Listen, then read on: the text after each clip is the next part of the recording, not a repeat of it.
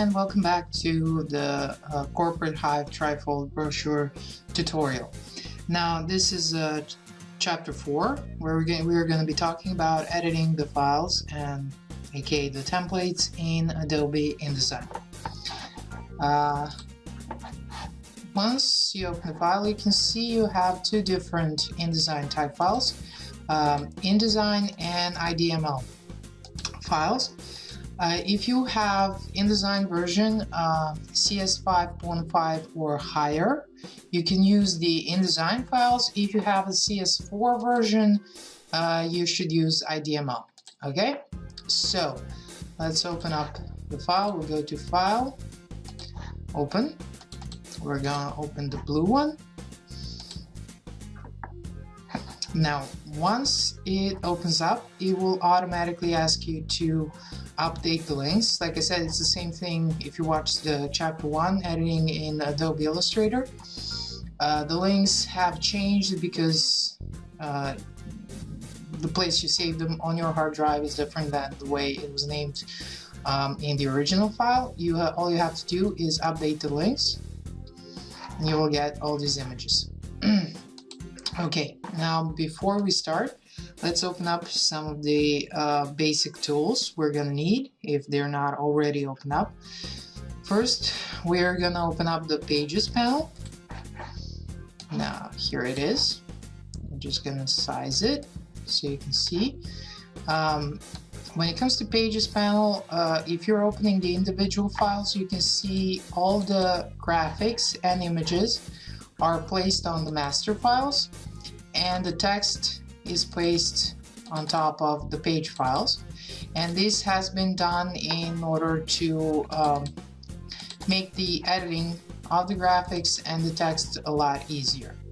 The next thing we need to open up is the Layers panel. We go to Window, Layers, and here you can find all the different pages and different layers, so you can edit them much easier.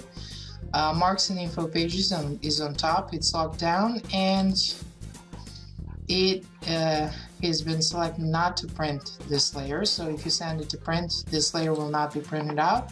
Here you have all the technical information about the print. We're gonna just turn it off. We're gonna place it here with the pages.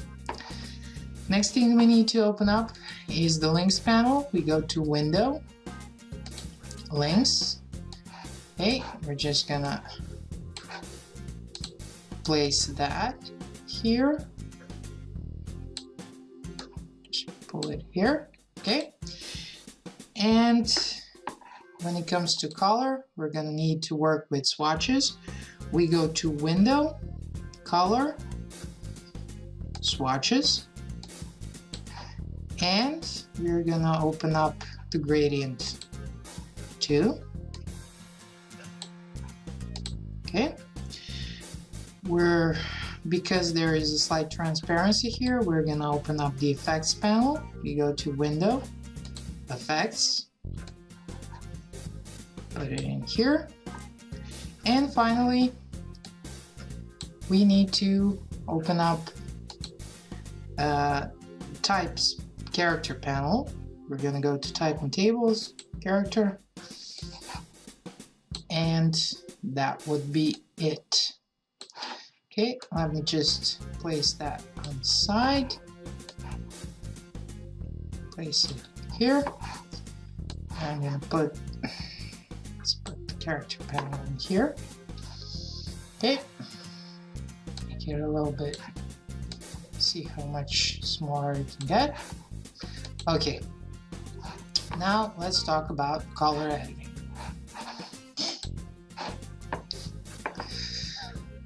When it comes to color editing, it is quite simple to do it in Adobe Illustrator. Again, we're talking about changing the colors directly from the swatches. If you wish to change different parts of the template, you go to a master page, select it, and you can double click here and change to your preferred color.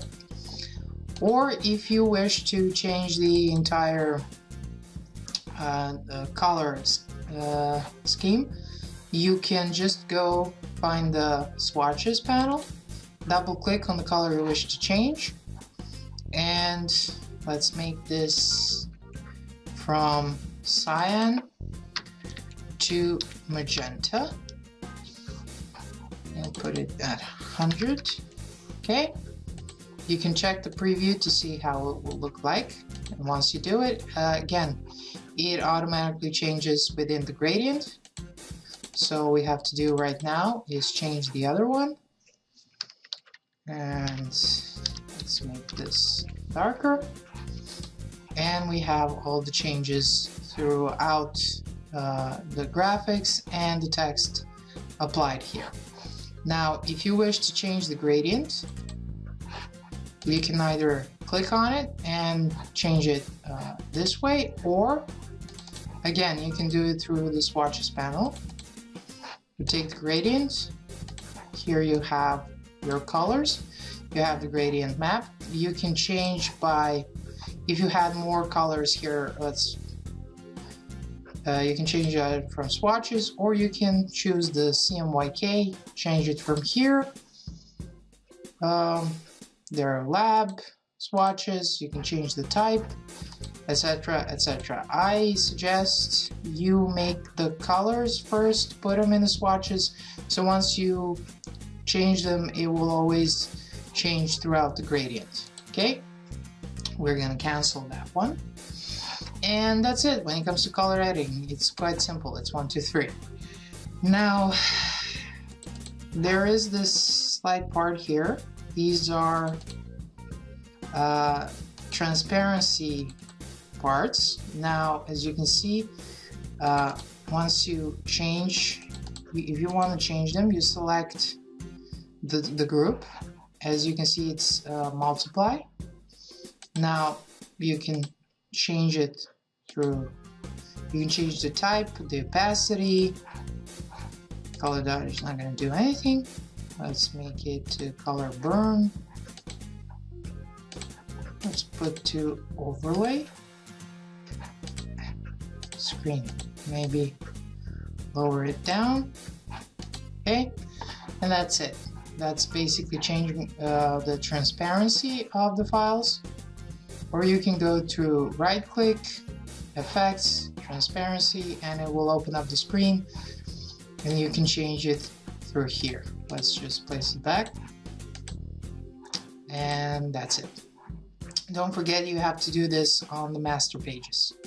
Okay, and finally let's talk about text editing.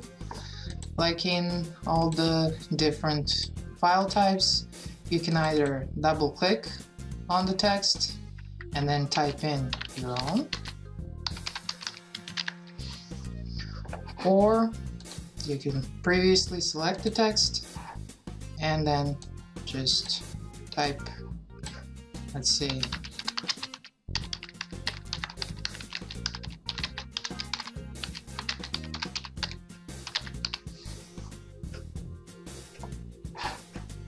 here. Okay, now we got that. If you select the text, you can change the font type. We're going to change it to narrow. I'm going to change it to bold. Here you can change the size, you can change the spacing between the letters. And if you select the text like this, you can change whether you want all caps, or you want small caps. You can put it in this. I don't know why would you do that, but there are different versions, different types you can change throughout the template. Now again, as you can see, all the colors have been changed. These are paragraph text too, so all you have to do is select, copy and paste your own text, and then you can change it based on your needs. And finally, let's talk about editing the images. There are two ways, basically three ways of editing the images. You can either click on the image and go to File, Place. You can choose the shortcut Control D. Let's open it up. Again, we're going to use this image. It will open up, and this is one way of changing your file. Another way of changing your file, again, is opening up the dummy images you have, and then if you change all these images in your dummy images folder, they will automatically open up. Let me open up a Photoshop. If you're working in different versions of the file, this would be the easiest way to do this. Okay, let me choose number 2. I'm going to place my own image here so you can see the difference. Scale it down. Okay, I'm gonna place it. Merge these two. I'm gonna use the Control. Okay, I gotta place it first. I'm gonna use Control E to merge these two layers and save it. And once I do, when I go back to Adobe InDesign, all I have to do, you see this little triangle showing up, it tells me that the original file has been modified. Double click on it and it will open up the new file. This is the easiest way of changing all the images, and probably the fastest way and the best way to fit the images in within the parameters of the template. Okay, we go back to the page and we have our files done. That will be it when it comes to editing the file. Again, when you save the file, save the editing version so you can change different things about it. When it comes to sending the files to the printer, also I recommend you selecting all the text files and convert them to, let me find this, create outlines. So there are no mistakes when it comes to the fonts, there are no changes in the text. Now you can either, when it comes to the images, you can either embed them all, or the best way and the best practice to send these files to your printer is to create a package. You go to File, Package. Here you can see the summary, the fonts that you have used, the links and images you have used, colors, print settings, etc.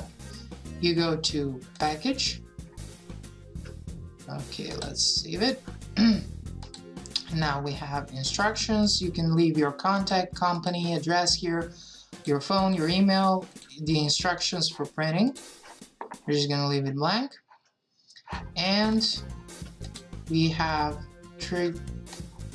it will give us the folder name. I'm gonna check to copy fonts, to copy the link graphics, and to update the graphic links in package. I'm gonna package it. Okay, and once it's done, here's your folder. You need to, and remember, you have to send the entire folder to your printer. Okay, that's it.